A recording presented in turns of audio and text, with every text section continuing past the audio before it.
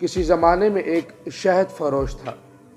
वो शहद भी बेचता था और अपनी शीरी कलामी के शहद से भी लोगों को बड़ा पसंद था।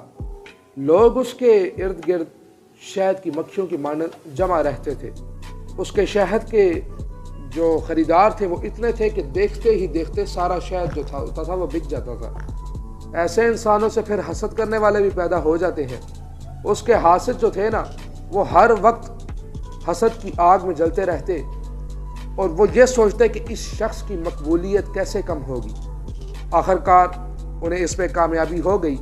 शहद फरोश जो था वो अब हर किसी से तल्ख कलामी करने लग गया और उसके जो गाहक थे उनकी तादाद भी काफ़ी कम हो गई।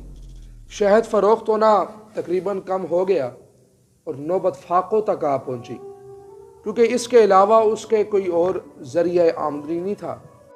एक दिन उसने अपनी